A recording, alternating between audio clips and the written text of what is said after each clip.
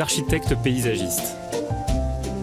Je vous invite à un voyage dans l'art des jardins, à la rencontre de ceux qui les font vivre, les étudient et les imaginent.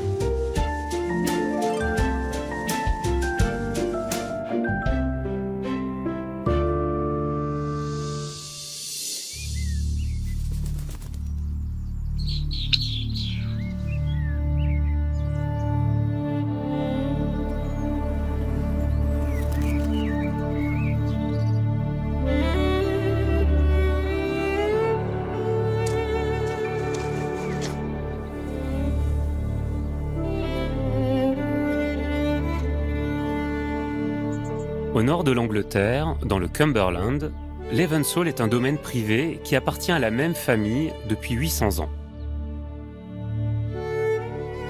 Le jardin est conçu au XVIIe siècle par un paysagiste français, Guillaume Beaumont, formé par André Lenôtre à Versailles. Beaumont donne au jardin sa structure géométrique et ses perspectives, très prisées des Anglais à cette époque.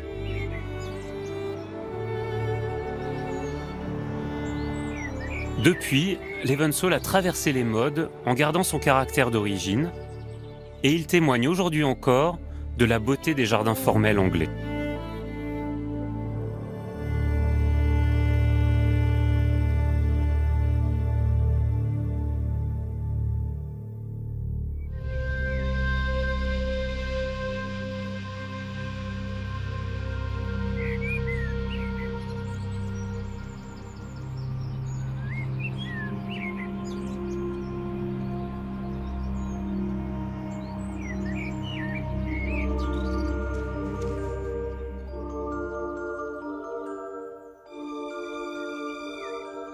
Le trésor de Levenshall, c'est son carré de taupières. Ces buis et ces ifs, taillés par des générations de jardiniers, ont donné naissance à d'étranges sculptures végétales.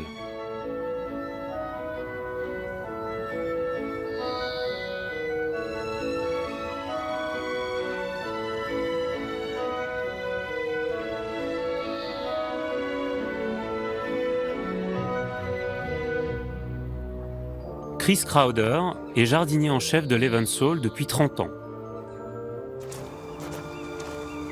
Il entretient la collection de taupières et y apporte sa créativité. Chris, quel est cet endroit extraordinaire à Levenshall ?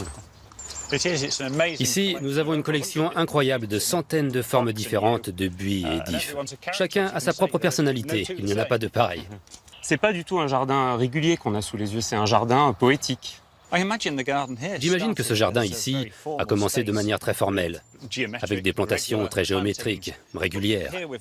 Mais là, on a l'élément du temps, et on ne parle pas en décennies, mais en siècles. Et toutes ces plantes ont changé. Elles ont poussé. Elles ont probablement été taillées de manière amusante par les jardiniers. Ils y ont apporté leur propre personnalité. Aujourd'hui, l'ensemble part un peu par ici, par là. Il est un peu plus libre. Alors là, c'est typique quand on regarde cette allée. On n'arrive même plus à voir le manoir qui est au bout. Tous les arbres sont en train de déborder l'allée. Oui, comme vous pouvez le voir, les allées ont été débordées par les arbres.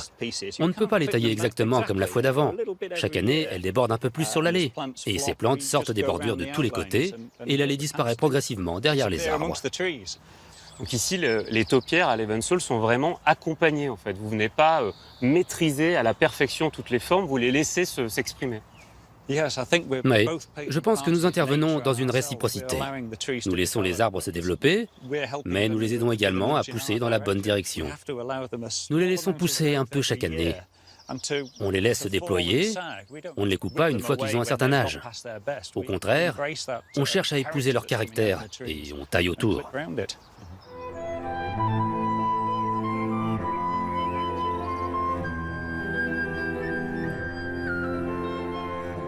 L'art taupière, qui consiste à sculpter les arbres persistants pour leur donner des formes diverses, existe depuis l'Antiquité. Les taupières de Levenshall sont parmi les plus anciennes d'Angleterre.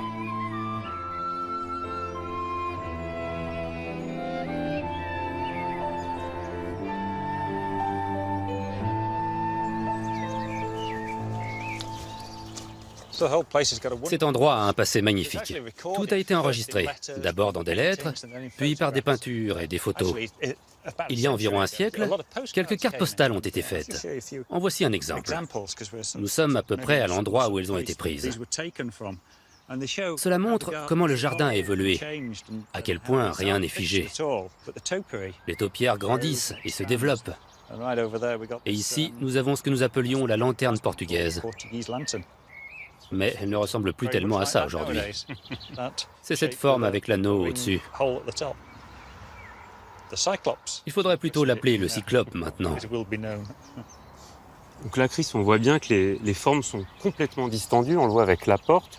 On a vraiment l'impression qu'on est venu les gonfler, qu'on a augmenté leur volume. Là, on avait des formes qui étaient extrêmement strictes et la pyramide devient une sorte d'ogive, en fait. C'est presque de l'art contemporain, là, à ce stade. Tout le jardin est comme un parc de sculptures contemporaines. Et on aime beaucoup ça. Nous avons planté des fleurs avec beaucoup de couleurs en dessous, pour faire comme un socle où les sculptures se dressent.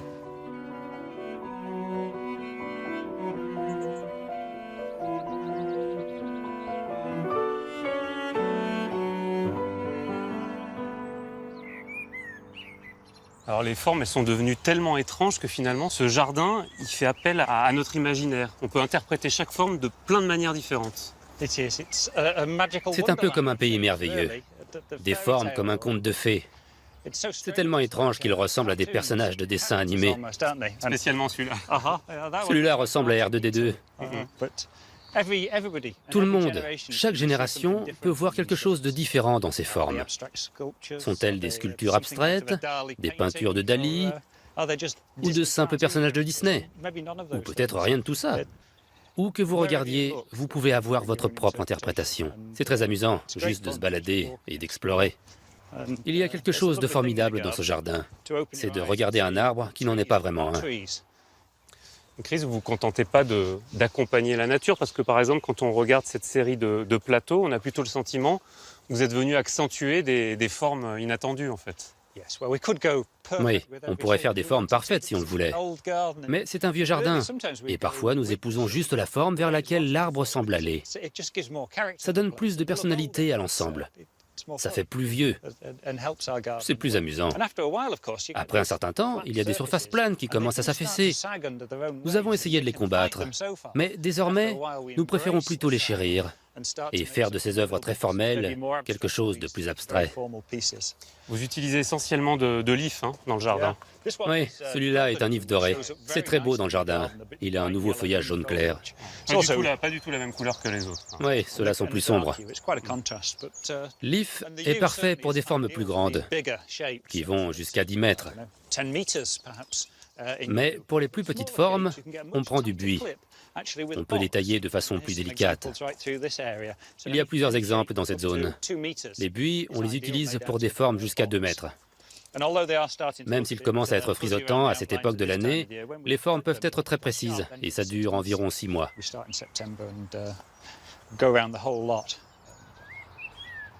Dans ce coin-là, on a fait un tire-bouchon.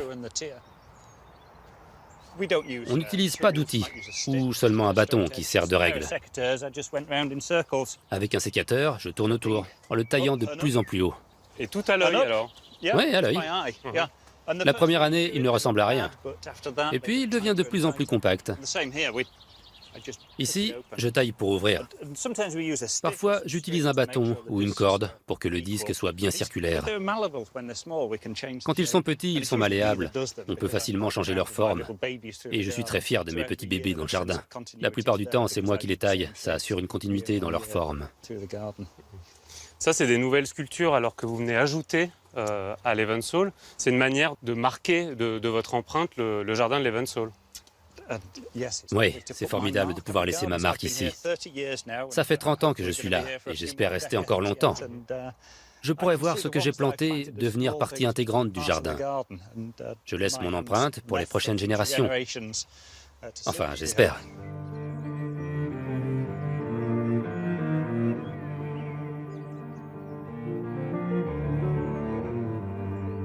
Les jardiniers qui se sont succédés à Levenshulme ont apporté leur vision personnelle au jardin, tout en respectant le dessin de Guillaume Beaumont.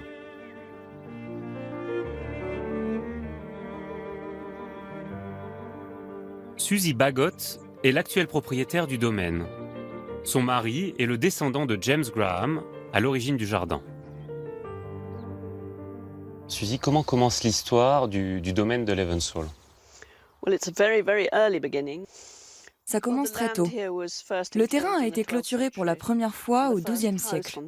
La première construction sur cette terre était une tour défensive, car à cette époque, les temps étaient houleux entre les Anglais et les Écossais.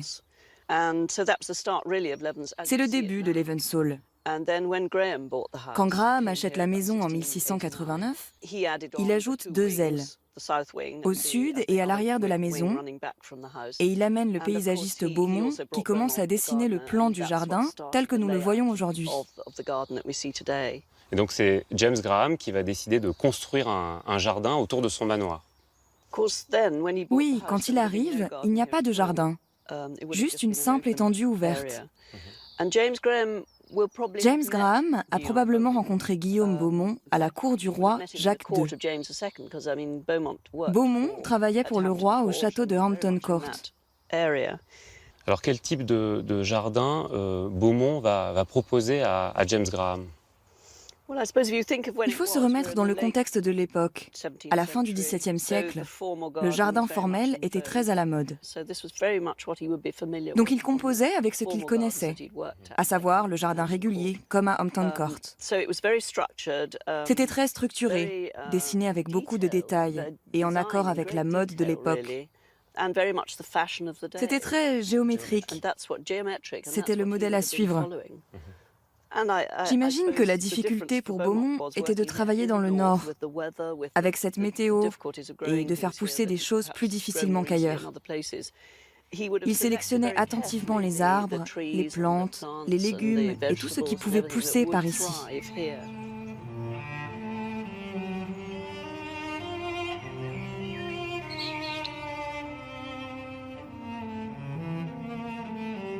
Le plan en croix constitué par une haie de hêtres détermine les grandes lignes du jardin. Il se compose de 4 carrés, le jardin de la fontaine, le potager ornemental, le boulingrin pour le jeu de croquet et le verger. De grands massifs de vivaces bordent les allées selon différents thèmes de couleurs. L'emblématique jardin de taupières longe la résidence à l'est. Le domaine se ferme au sud par un jardin sauvage et une allée de tilleuls. Une allée d'arbres à l'ouest ouvre une perspective sur la campagne environnante. Alors, ce qui est étonnant, c'est que Levenshulme a presque 4 siècles et la structure du jardin n'a presque pas bougé. Je crois que c'est très lié aux personnes qui ont vécu ici. Lorsque Graham mourut, il légua la maison à sa fille Catherine. Elle connaissait Beaumont, elle adorait Levens, elle refusa qu'il y ait un quelconque changement. Puis elle loua la maison à sa belle-fille, qui n'avait pas les moyens de changer quoi que ce soit. Ça a permis de traverser une époque où la mode des paysages changeait. Une époque cruciale où les gens se débarrassaient des jardins formels, car ils préféraient le nouveau style de jardin paysager, beaucoup plus libre. Levens resta alors dans cette sorte d'intemporalité et passa à travers cette période de changement et devint alors unique en son genre. Personne ne voulut plus le changer. Le jardin était devenu tellement spécial qu'il fallait qu'il reste tel qu'il était.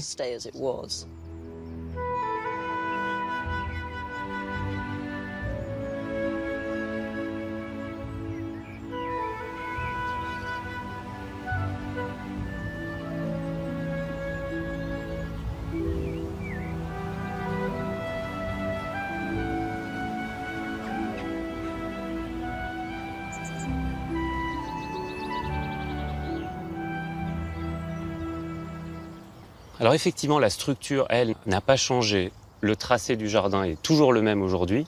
En revanche, ce qui se passe à l'intérieur, c'est-à-dire les carrés plantés, eux, ils continuent d'évoluer. Chaque famille dans la maison, chaque génération, a différents souhaits, différentes idées pour le jardin.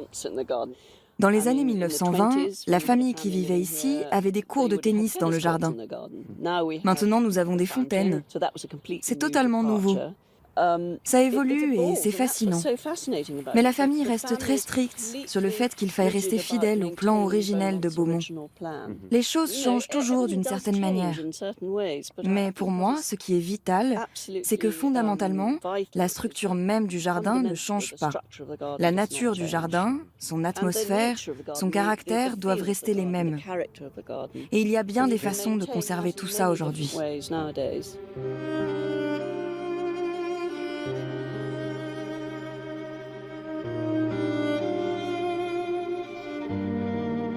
Des palissades de hêtres, vieilles de 300 ans, structurent le jardin. Les branches s'enchevêtrent, déformées par des siècles de taille.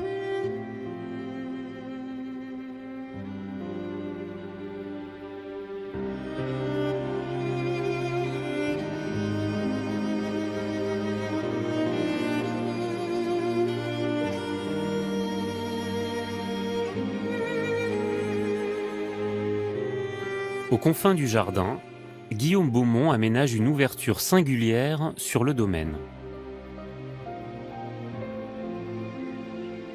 Chris, on est au bout d'un des deux grands axes du jardin de Levenshulme, dans un jardin qui est plutôt clos. Et là, tout d'un coup, on a une grande fenêtre sur le paysage. Tout à fait. C'était extraordinaire pour l'époque d'avoir une fenêtre sur l'extérieur et sur le paysage. C'était très novateur. Beaumont était en avance sur son temps. Cette avenue d'arbres créée par Beaumont est en fait une allée de massifs, de groupes d'arbres, alignés comme des soldats à travers la campagne. Elle ne mène nulle part, si ce n'est à un panorama. C'était spectaculaire pour l'époque, car c'était la nature à son état sauvage, comme on ne la voyait jamais dans un jardin. Avant la création de Levenshulme, presque tous les jardins étaient entourés de murs, de clôtures ou de haies. On ne voyait pas l'extérieur. Mais ici, grâce à ce fossé, le haha, supposé le plus vieux d'Angleterre, on pouvait voir à l'extérieur. Alors c'est quoi l'utilité d'un haha? Le haha permet de voir le paysage environnant, tout en empêchant les vaches qui sont là d'entrer. Il y a un mur ici, mais il est caché au fond d'un fossé. Donc, de ce côté, ce que l'on voit, c'est juste de l'herbe qui s'étend jusqu'au paysage. Rien ne paraît anormal. C'est quand on arrive ici qu'on voit le fossé. C'est très efficace. Une très grande innovation qui fonctionne encore très bien 300 ans plus tard et qui empêche les vaches de passer. Alors pourquoi on lui a donné ce nom de haha? On ne sait pas. On pense que ce sont les Français qui ont inventé le mot haha. On pensait que c'était les Anglais, nous. Pour nous, le mot haha est une expression de surprise. Les gens ne voient rien jusqu'au dernier moment et disent alors « haha ». C'est la surprise.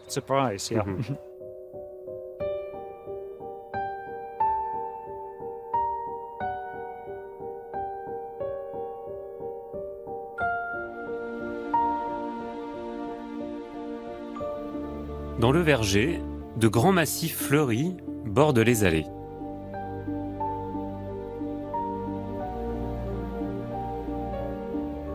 Les massifs fleuris de Levenshulme s'inspirent des mixed borders, les bordures mélangées, à la mode en Angleterre à la fin du XIXe siècle. Les plantes sont choisies pour créer des volumes le long des allées, les plus grandes à l'arrière-plan, les moyennes et les petites à l'avant. Les fleurs s'y répondent dans une harmonie de couleurs.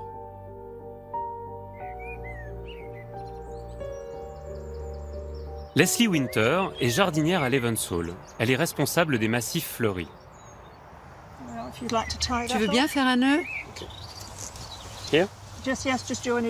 Attache-le autour du poteau en bois. Comme ça. Elles ont tendance à s'affaisser quand la terre est sèche. Si on ne met pas de support, elles s'effondrent sur les autres plantes. Celles qui sont en dessous n'auront pas assez de lumière pour survivre. Quelle couleur quand même. Leslie, combien de temps elles vont fleurir là, les scabieuses? Parce qu'on dirait qu'il y a certaines des fleurs qui sont très avancées et d'autres qui sont en train de pousser. Elles vont fleurir pendant plusieurs mois. Si j'ai le temps, je viendrai couper les têtes fanées pour qu'elles repartent. Je fais ça sur mon temps libre, car Chris dit qu'on n'a pas le temps pour cela. Mais elles vont continuer de fleurir jusqu'à la fin de l'été, jusqu'au tout début de l'automne.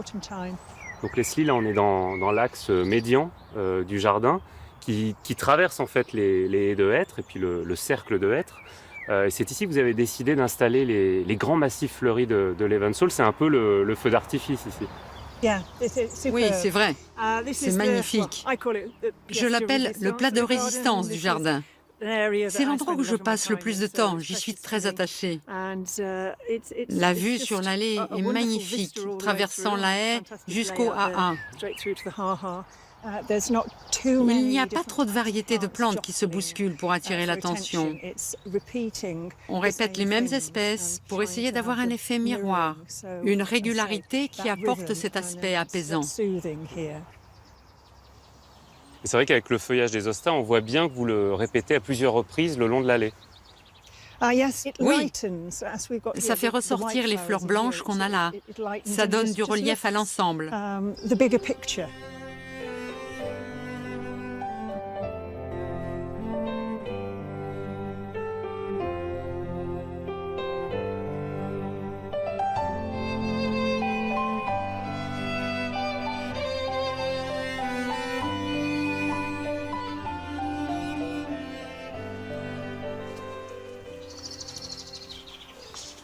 Ah ouais, alors là, vous utilisez la rhubarbe au milieu du massif fleuri. C'est une rhubarbe un peu particulière.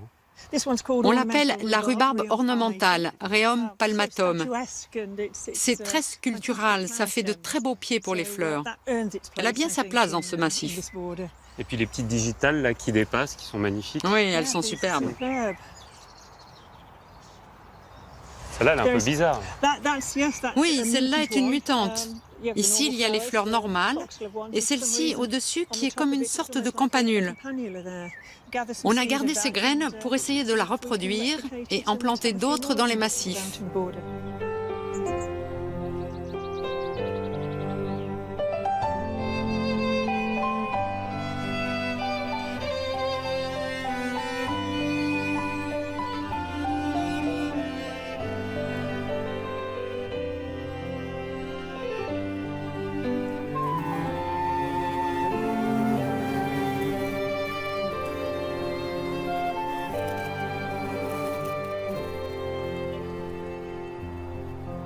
Là, dans ce massif fleuri, tout est magnifique. On a des percées sur le verger. Là, on est au milieu des néfliers, au milieu des pommiers. On a des euphorbes qui fabriquent des belles lumières là, au milieu de ces feuillages un petit peu foncés. Alors moi, il y a quelque chose que j'adore dans le verger, c'est la manière dont vous gérez les tout petits carrés de prairies au pied des arbres. Oui, on coupe l'herbe en petites allées. On laisse les petites fleurs sauvages. Ça donne une impression de tapisserie, de damier. Ça contraste avec les pelouses impeccables ailleurs dans le jardin. Exactement. Ça participe à l'aspect relaxant ici. Ça doit être un vrai bonheur de travailler ici. C'est très agréable de travailler ici, comme de s'y promener. Je fais tout avec mes mains. Je n'utilise aucun outil mécanique. Je fais exactement comme les jardiniers ont fait avant moi depuis 3 siècles. J'aime beaucoup travailler toute seule ici, à essayer de perpétuer cette tradition. Et c'est comme si les anciens travaillaient à mes côtés. C'est formidable.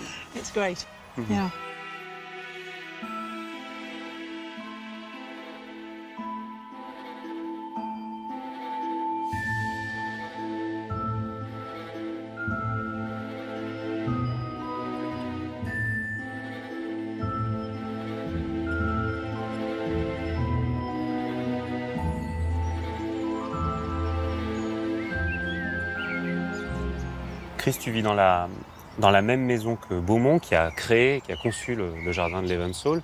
Comment tu imagines le jardin dans les 20-30 prochaines années? Comment il va évoluer?